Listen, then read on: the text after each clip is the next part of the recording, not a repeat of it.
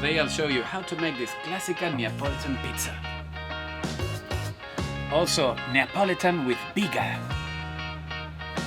and sourdough Neapolitan. Stay watching this video.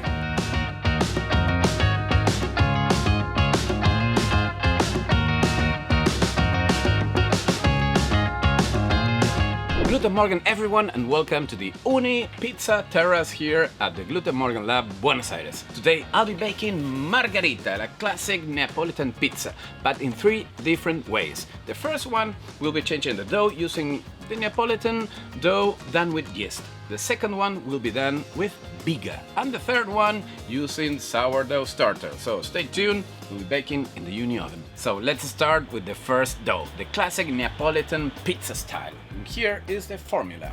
When it's Neapolitan flour, in case you don't have Neapolitan flour, you could use just bread flour, some yeast, of course water, and a little bit of salt. Today I'll be using my stand mixer, but of course you can do this by kneading with your own hands or even not kneading at all, just using the autolyzed method. Here in the channel you have a lot of videos of different ways of kneading. So let's start. Let's go with the flour. Second, the yeast. Now some kosher salt, and now we turn on the mixer. Very slowly we'll go adding the water. Okay, and a few minutes later, the dough is ready.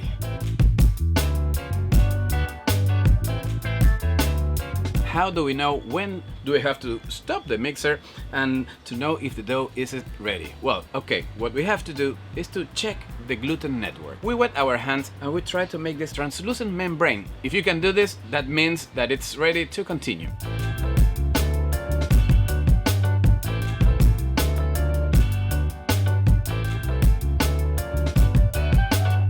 That we have the dough, we need it to cover it. I'm using these shower cups so it doesn't get dry. Now, what do we have to do? We'll leave it here at room temperature for around 2 hours, and then we'll take it overnight into the fridge for 24 hours more.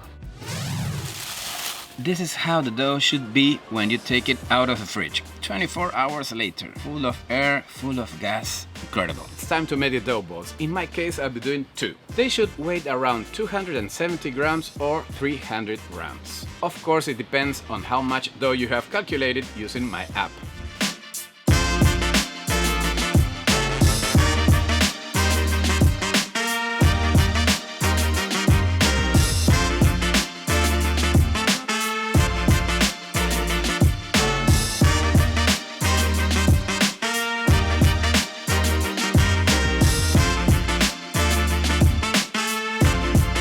The dough balls are ready. Don't worry, we'll have to take again the dough balls into the fridge for another 24 hours. This will make the best Neapolitan pizza. So the dough balls are ready, it's time to bake pizza. But before that, we always need to be sure that the pizza stone is preheated at 842 degrees Fahrenheit. So first, let's start with the Neapolitan dough. Will help us with a little bit of semolina flour. Remember always to preserve the cornicione, it's very important in this kind of pizza. Put some canned tomatoes crushed, a little bit of salt, a few pieces of mozzarella di bufala, Parmesan cheese, a few leaves of basil, and a few drops of Italian olive oil. Let's take it into the oven.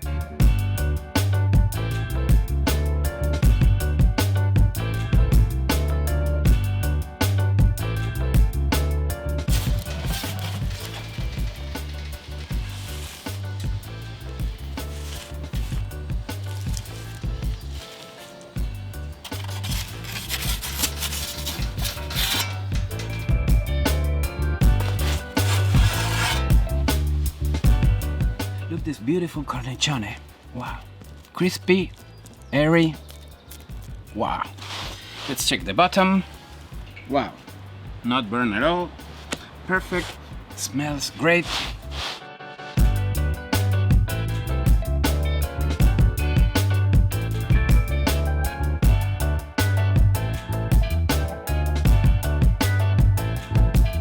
It is hanging like a really Neapolitan pizza. Look all these bubbles inside. Wow, it's really hot. I really need to try it.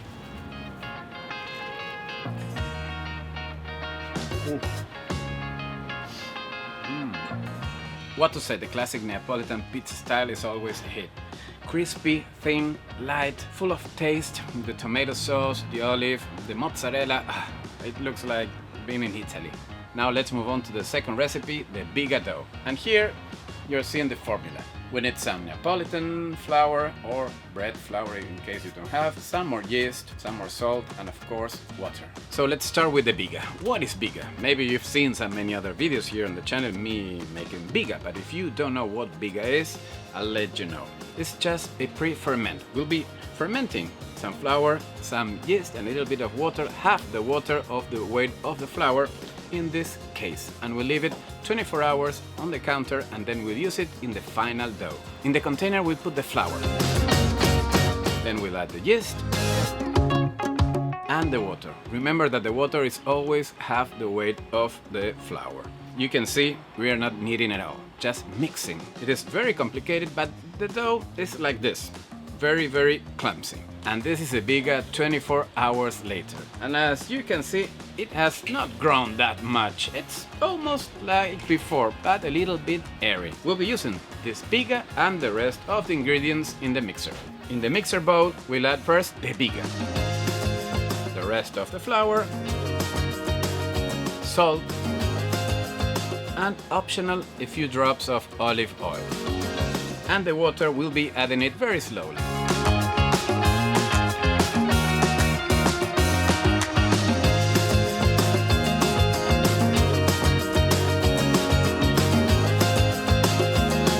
As we did with the first dough, let's check the membrane. We wet our hands and we stretch it till we make this translucent membrane. It looks okay. That means that the dough is ready. Now we'll leave the dough covered like this on the counter till it doubles in size.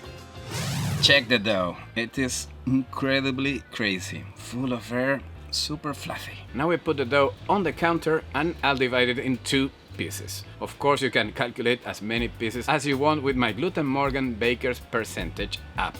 The dough balls should weigh around 270 grams or 300 grams. We give them some tension, we'll put them in the container and we'll take them into the fridge for 24 hours. Believe me, this is the best dough balls that you've ever tasted. Are you lost with all the sourdough bread recipes that you find on the internet? Would you like to learn all the tips and tricks to make your own sourdough bread at home? Then I have the solution. I have designed the perfect masterclass of sourdough bread just made for you. By clicking the link on the description, you will learn how to make and take care of your sourdough starter, how to knead, shape, ferment and bake your sourdough bread, how to use and read the baker's percentage, all the basic techniques to bake like a pro at home, and how to read and understand your dough. Don't miss out on it and click the link on the description right now.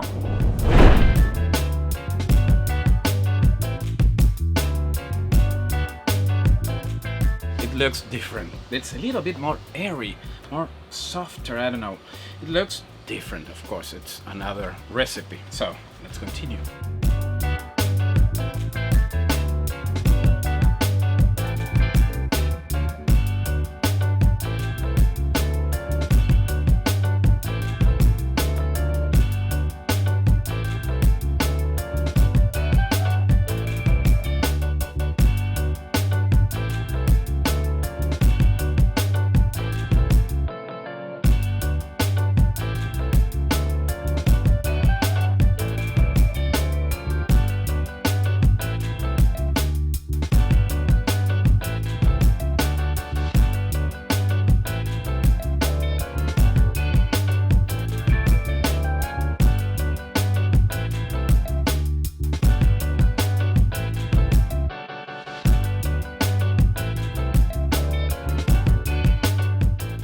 Really liking this dough.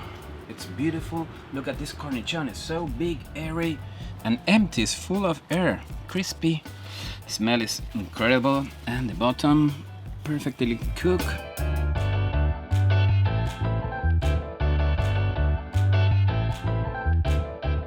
Take a look at this piece. Look, this incredible cornicione, full of air. It's totally empty. And of course it's hanging like all the Neapolitan pizza. The crust is so crispy. I love these chars. Bottom perfect. Let's try it.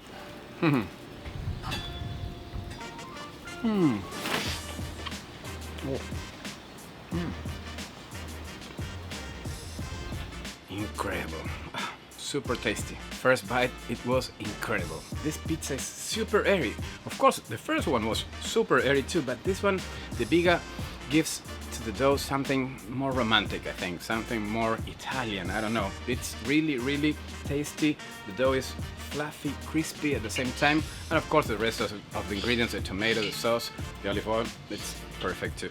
But I'm really liking this kind of biga dough. So now let's move to the last one. Time for the third recipe, the sourdough starter version. So here you see the formula. We need some more Neapolitan flour. If you don't have, remember, use just bread flour, some semolina flour, little bit of sourdough starter, remember that it should be always very active, some salt, and of course water. In the mixer bowl we'll add the flour. Now we add the semolina flour, the salt, and the sourdough starter. Now we'll start mixing and we'll add the water slowly.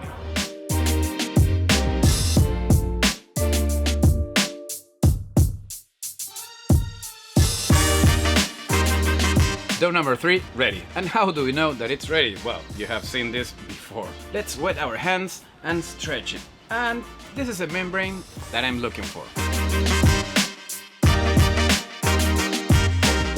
Perfect. Dough ready.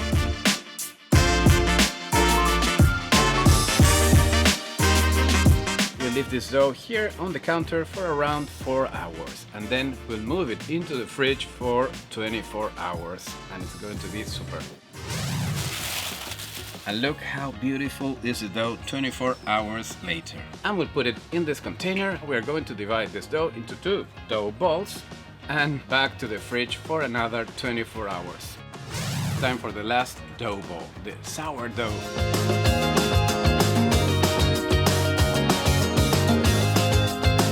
First touch, it looks like a mixture between the first one and the second one. Not that airy as the second one, maybe as the first one.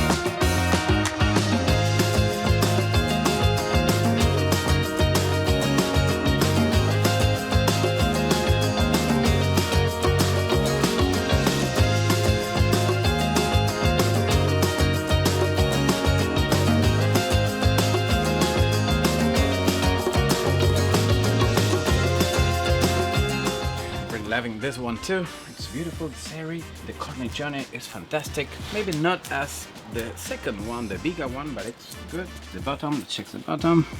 Excellent. So let's try it.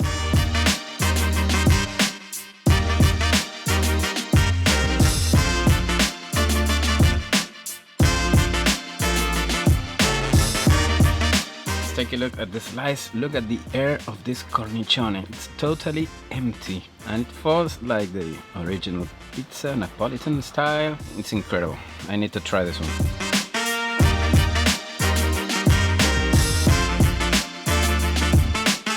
Pizza is incredible too. You really feel the sourdough starter, the acid just a little bit in a good way. It's also a little bit more chewy, also in a good way. If you're used to eat sourdough bread, of course you'll feel something similar. Super tasty, super airy, and all the ingredients, the tomato, the sauce, the olive oil, the mozzarella, poof, incredible. So now we're done. We have baked the 3 different pizzas.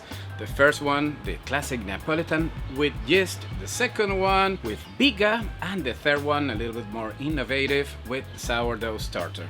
So let's make a quick review. The first one is a classic, the one that you're used to eat always in a Neapolitan pizzeria. It is airy, it's light, full of flavor. The cornicione is crispy, airy. This tomato sauce, the mozzarella, the basil, the olive oil, it's incredible.